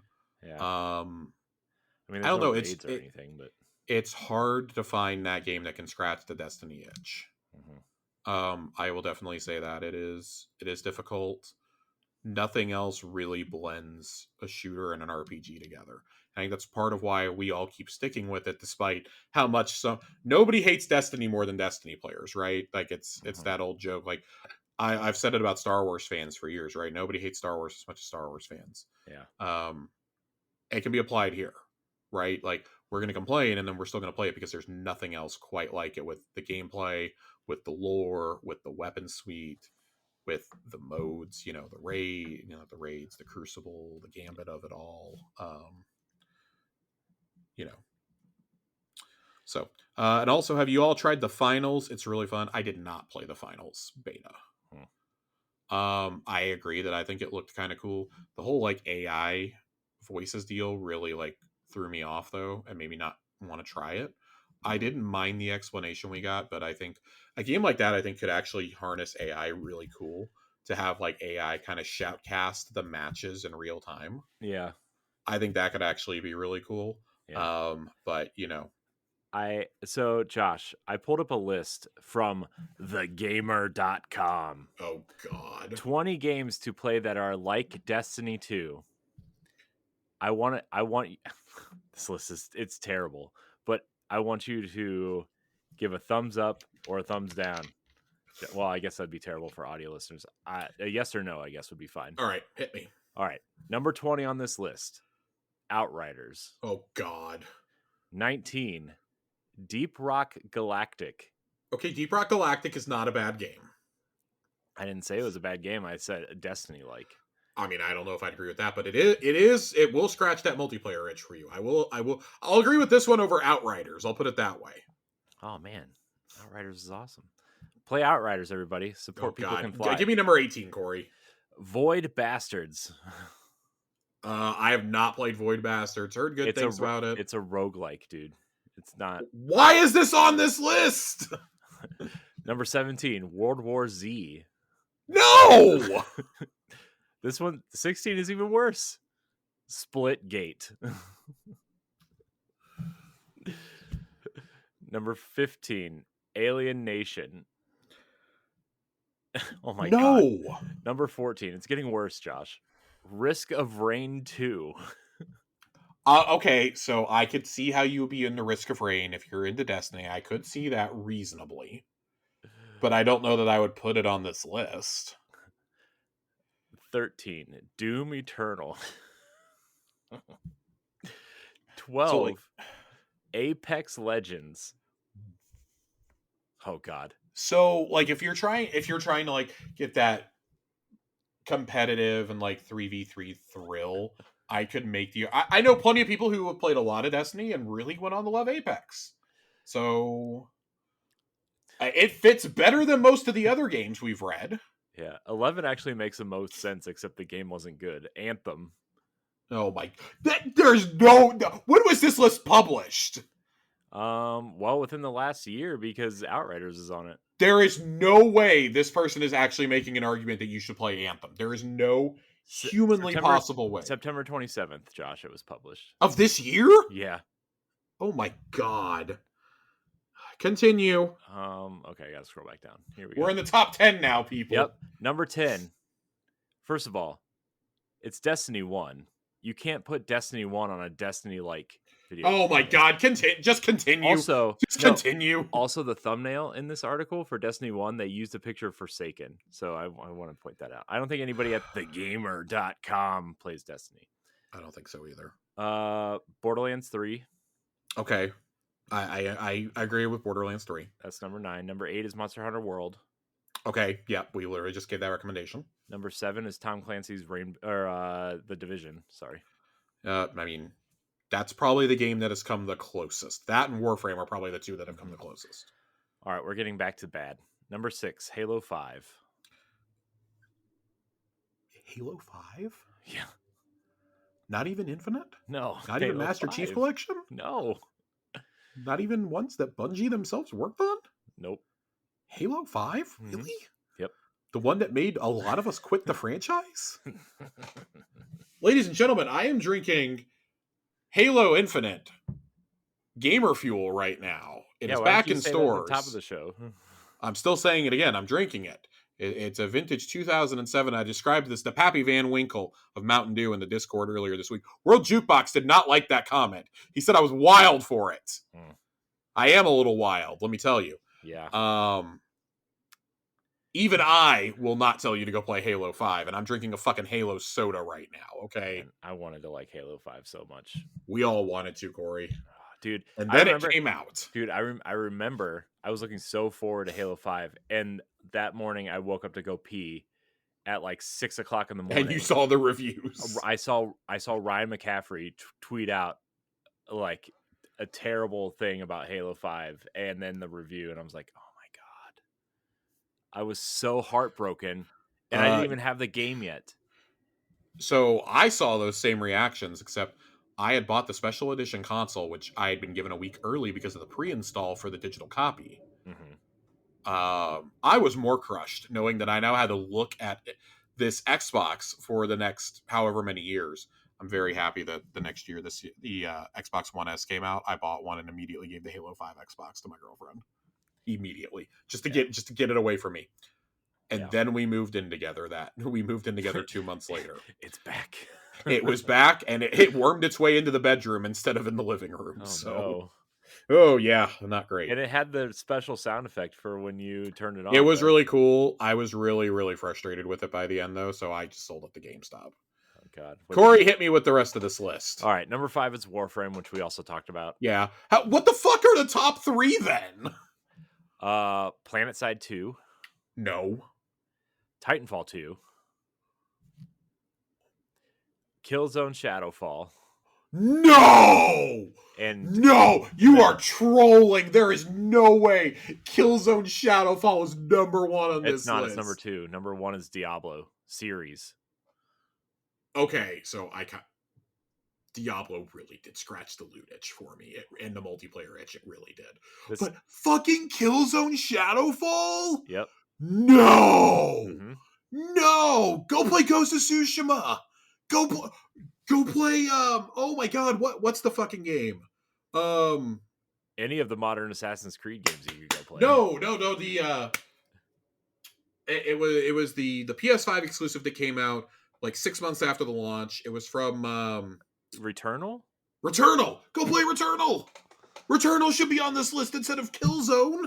And I didn't even like Returnal. No! Man.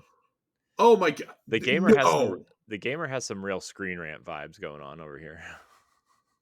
Brother, did they like bring somebody from Game Rant over or something? Like, oh my lord. That is there's no way. There's no way Killzone Shadowfall is higher than The Division, than Warframe, Monster Hunter, Deep Rock Galactic. Yeah. Like, in the year of our Lord, 2023, on a list of the best games to play outside of Destiny 2. There is no way. Let me tell you something. I played the first mission and a half of Killzone Shadowfall. That game plays and feels like a fucking 2010 shooter. Because guess what? It was made by Sony. Sony does not make good shooters. I mean, I liked it for what it was. I didn't dive in for the whole, As somebody who played it further on in the PlayStation's lifespan than I care to admit, it has not held up well. I mean, it was better than Knack. That's not saying much. Saying it's better than Knack. Oh my god. Okay, we got to move to another question. I'm really upset that we actually took the time to read that list. I'm genuinely distraught. It was great content, though, Josh. Everybody's gonna love it. Except for the person who doesn't like our show because we talk about sports too much. Listen, I'll have you know that we won the World Series last week, and I did not bring it up again this week. Okay, dude, you better believe. I went to the fucking parade, and I did not bring it up, people. Dude, you better believe if the Browns ever go to a Super Bowl, that's all we're talking about on any show. Ever. I got sicker going to the parade, and I sat in traffic for 3 hours trying to get home. Okay, listen, I have spent probably $300 in World Series merchandise over the last week, and it was worth every goddamn penny. All the money I would have spent with Bungie last week on various things pretty much went to buying World Series merch. I mean, yeah, but your team won. It's like when I bought all that Cavs stuff when I won in 2016 and no longer fits because I got fat. Oh, dude, I bought fat sizes. I'm good. When I start losing weight, though, it's going to be a problem. But for right now, I'll have some nice ponchos if I ever start losing the weight. Ponchos, Jesus Christ. So there's a reason why I didn't buy any hoodies. There's a reason why I bought only shirts. So I can at least wear them at home, if nothing else. All right. Titan writes in, and I can't believe we haven't actually talked about this. Thoughts on the cutscene and the Embaro engine as a whole. So we'll start with Embaro engine, I guess. It was fine. I normally would be all for a puzzle, like a whole puzzle room, but I think it being drawn out as much as it was really frustrating. Yeah. too. I mean, I think they were interesting puzzles. Don't get me wrong. Yeah. Um, but I was thoroughly underwhelmed by the first puzzle, so I was like, I don't really care about doing any of the others. Um, and then I did them with Joasis and A1 Johnny the other night. I got like error coded 6 different times in under an hour, and I was really Oof. frustrated. I got error coded during the cutscene. Oh. Like as the cutscene was about to start, I got error coded, and it was the most frustrating thing ever. I couldn't rejoin. It took me forever to get back, and we had to go back in and do the final puzzle again.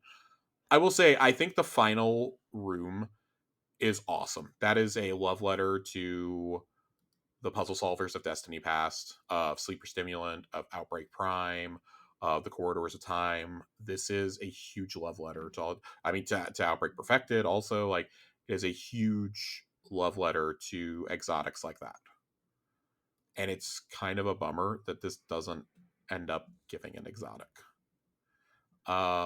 It did, however, give a shader and an emblem that both are really the shader especially is really cool. I encourage everyone to go do it. You have another 7 months to do it now. Go do it and get this awesome shader. But I don't know. It was cool. It was really funny trying to see like Datto. I went back and watched Datto's stream after I did it. We watched a YouTube video. We tried to figure it out on our own and said, "Fuck it, we're watching a YouTube video." Fuck it. But I kept getting DC'd, so we just wanted to get through it. I think it's a really cool puzzle. This is the kind of stuff that I love in Destiny. I'm just so like disconnected. I'll finish this season as the lowest I've ever been in a season. And I feel like I said that last season too. I have at least finished my pass, and we've got a few more weeks. I'm sure I'll go up several ranks playing Iron Banner and such. But Embargo Engine, it was cool. It came along way too late in the season, though. I think that's something that should have been in conjunction with the story. That would have made it really cool. Mm-hmm. But at the same time, I'm kind of glad that we had. But also, like, I feel like we got held up that we didn't get. We did get Embaru, and then we didn't get any puzzles for like 3 weeks because of Festival of the Lost. Like this whole stopping the narrative because we have like a holiday event going on. Really, that bullshit needs to be cut out. Mm-hmm. And I hope that's one of the big changes they make with episodes. Um, but it's a cool idea. It's a cool idea. It's fun execution. If we're not going to get an exotic quest, I'm happy we got something like this. Although I do think that with all the ridiculous stuff you have to go through in some of these, like and like the loading in and out of the activities, you have to collect flames from these different activities and whatnot.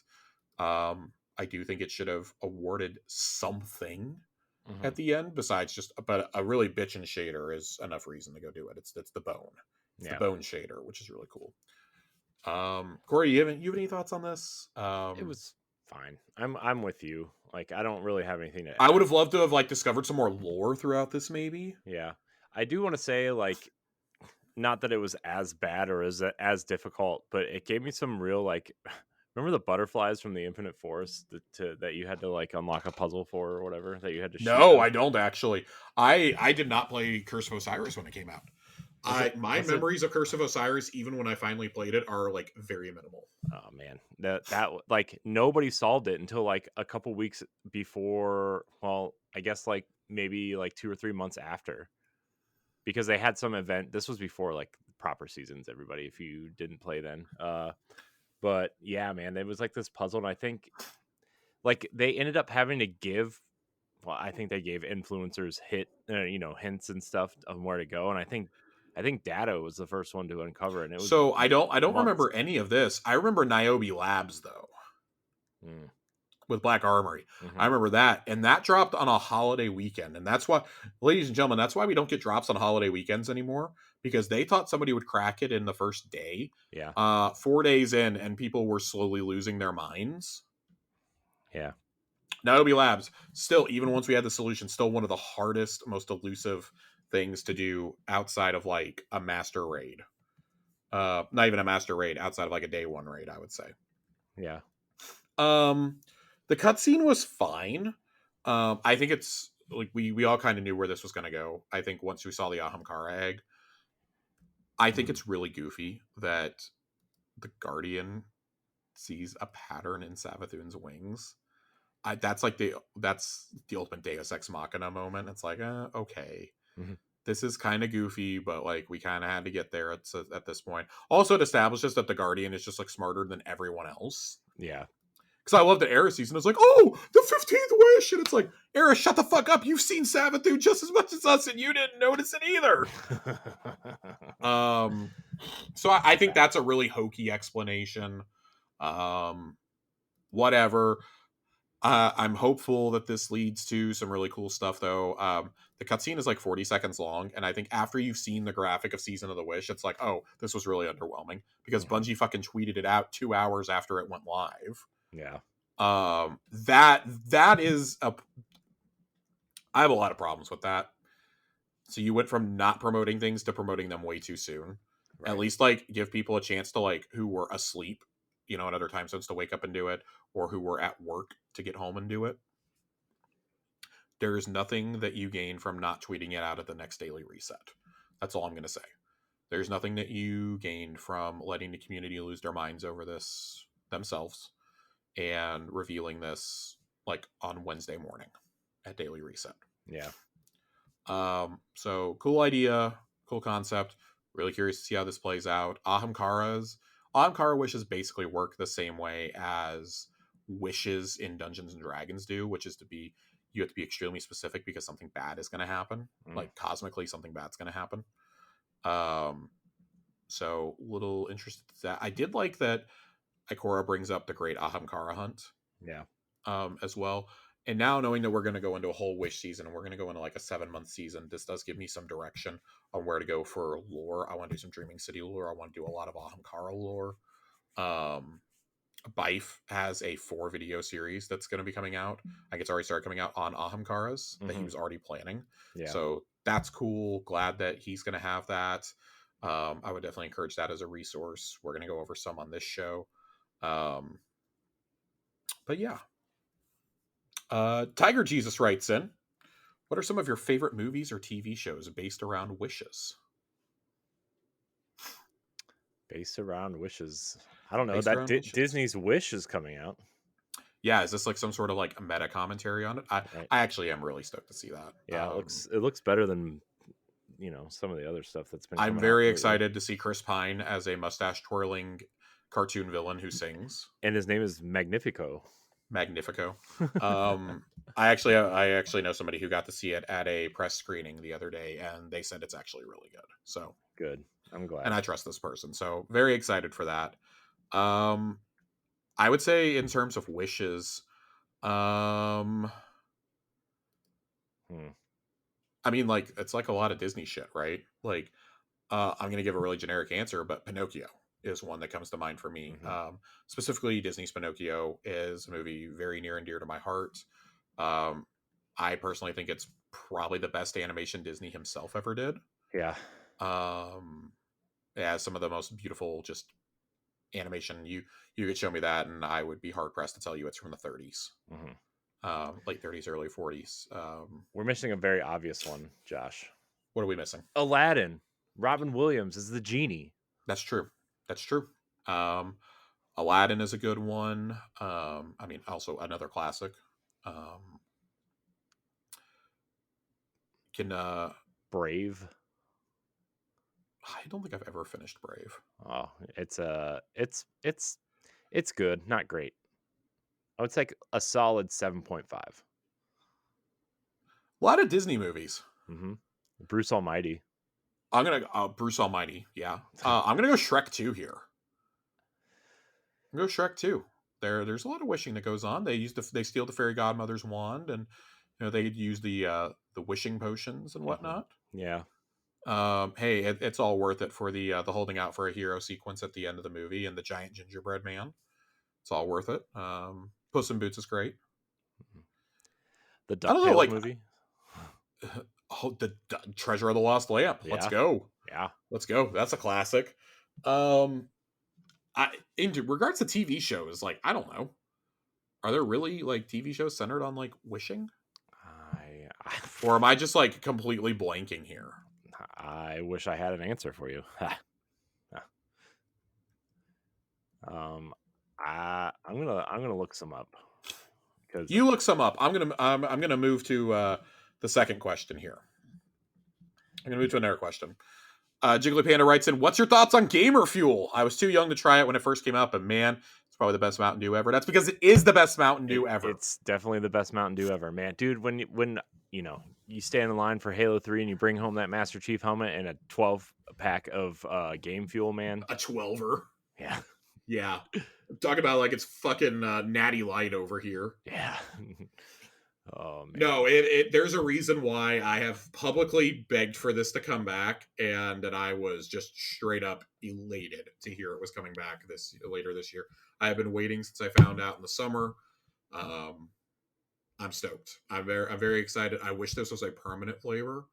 But it's probably good for me that it's not. I'll have to settle for Baja Blast being readily available at my local Taco Bell. Baja Blast, very close second in regards to the best Mountain Dew, in my opinion. I really want some Game Fuel now. Maybe I'll go get some this week. I haven't been able to find the cans. I only was able to find a couple bottles. I have it on good authority from our friend Saint that the Mystic Punch flavor is also very good. So excited. It's Fruit Punch Mountain Dew. So interested to see how that tastes. Corey, did you find some shows about wishing? No, I did not. Okay. Well, it's probably a bunch of like Disney Junior shows. So maybe. I'm sure Elmo was involved somehow. Bluey has probably wished on a star. Doc McStuffins. Can't stand you. Jiggly Panda also asks, can you both give us your best 30-second explanation for the Destiny franchise? Read that again? Sorry, you cut out. Give us your best 30-second explanation for the Destiny franchise. A really fun hot mess. A fun hot mess where you play as a undead space zombie with wizard powers. Yeah.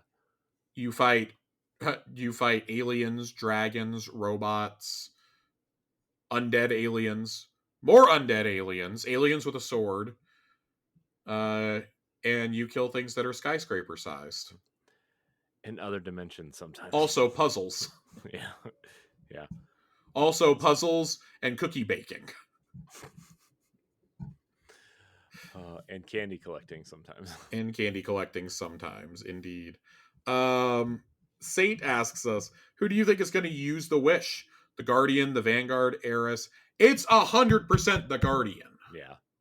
Are you sure? It's the Guardian. There is nobody else that they're going to let do it. We have main character syndrome. It's us. Okay? It's absolutely the Guardian. That'll be cool to play out. That's almost certainly what's going to lead us straight into the final shape. Like, we won't see this until, I don't know, what day we were projecting, like June 18th is probably when this is releasing. We'll see it the night of June 17th in game. Yeah. It'll be like one of their live events that they said they wanted to do more of. That they 100% are not letting Eris do this. Oh, I don't think that's how they want to introduce the world to Keith David as Zavala. Yeah. And fuck if I'm letting Ikora do this at this point. What do you think?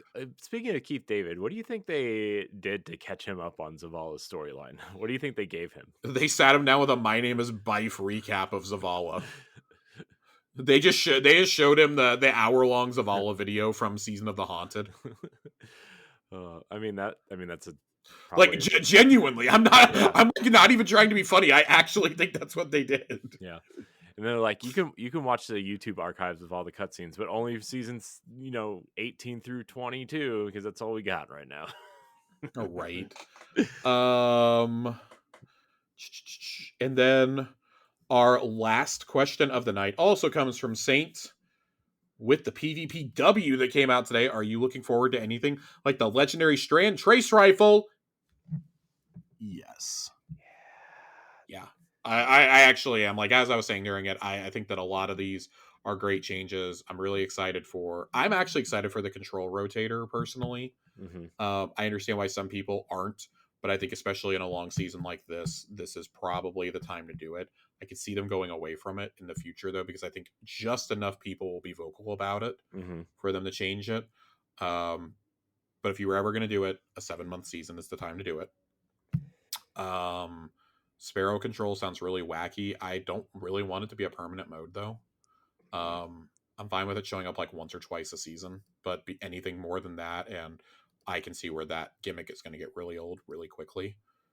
That should probably be in the party playlist to me. I understand momentum, checkmate, and regular control being in there. I Yeah. don't know. I like the idea behind the trials rewards. It needs to be more refined, but it's a very good first step to get casuals playing more. Yeah. Corey, what do you think? I mean, I'm really excited for the trace rifle. I'm not gonna lie to you. Very excited for this trace rifle. Yeah, I'm kind of excited for us a strand auto rifle, but I know that's not coming. We've had a couple good strand auto rifles already, Yeah, though. I Like mean it's going to be hard to be better than Rufus's. Is my only problem with it. I do like the God, the the one that you got when you pre-ordered the fucking expansion. The Quicksilver. Quicksilver Storm. I do like that one.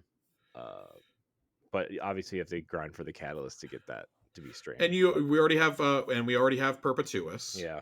So it's for me, it's going to be really hard for like that to break through those three already being such good options. Yeah, I feel like I've had a hard time finding something like finding a strand build that I enjoy using. You know, like I don't know if I really like strand except for the grappling hook, but then I try to throw grenades and then I just grapple and die. So, uh I don't know, strand's really tough for me for some reason. And I know there's builds on the internet that I can go look up and, grind towards, but You should definitely use it. I mean, Banner of War is just absurd. yeah. Yeah. So yeah, I mean, I'm really interested to see what this stupid sparrow control is because it sounds real dumb. I mean, it's basically what it was in Iron Banner a couple weeks ago with with the Vex map, where you could bring up the new Vex map this season, where you could bring your Sparrow up. It's Yeah, basically what it's going to be. I think Sparrows on Midtown is going to be really funny to watch because that's probably going to be the primary map people are doing it on. yeah, I think that could be really fun. But I do think at the same time the novelty is going to wear off really quickly. yeah, Okay, cool, we're embracing the meme, but like also, if it was that easy to make a new mode, why did we have to beg for years for new modes? That's the other question I think that gets asked. yeah. So, well, Corey, Yeah, Josh. I think it's time we get out of here. Getting out of here. We're gonna get out of here. We're not gonna go to the lore corner this week. With the revelations of this week, I wanna go back to the drawing board. We may or may not have a lore corner next week as well. Yeah. If not I want next to go week back to when the we come drawing board back. on some stuff. Yeah, there's not a lot more I really wanted to cover from this season. There's some Imaru stuff, but it's not like, oh my god, it's super critical for us to understand what's going on. Yeah. It would have been great if we could have read it in context earlier in the season. Yeah. Well. And then there's a whole nother lore book that we're just about to finish unlocking, I believe, with the final messages in the helm, that I would also like to check out, that I need to finish reading myself. We may read from that next week. That's got like some hive philosophy and whatnot. Kind of want to close the book on hive lore though for quite a while. If we're going to be dealing with the Dreaming City and with Ahamkaras, I want to take some time over the Thanksgiving holidays to kind of start working out a plan, and then use the Christmas holidays to like really map out a couple months here of what we can do. Yeah, that's fair. So, well, Josh, we did it. And I want to thank everybody out there. We, in fact, did it. Again, for the 173rd time. God, 173 episodes. I want to thank everybody for watching and or listening to this episode of Tower Casuals. Remember, you can hear a new episode every Friday. You can check out our sister show, Xbox Casuals, which is every other Tuesday. Josh, thank you for your time tonight, as always. Where can we find you? I'm still holding down the fort on Twitter. Josh_Finn. I'm still there. 2 N's. 2 N's. 2 N's, but ladies and gentlemen, let's go. 2 fins. 2 fins. I don't know if the world could handle 2 of me. Oh, God. This podcast certainly couldn't. Could you handle another one of yourself, Josh? That's the real question. No. You can find me at IamCorinHG on social media places. Yeah. Join the Discord. Do all that stuff. I want to thank everybody for watching and or listening. Until next time, we love you. Goodbye.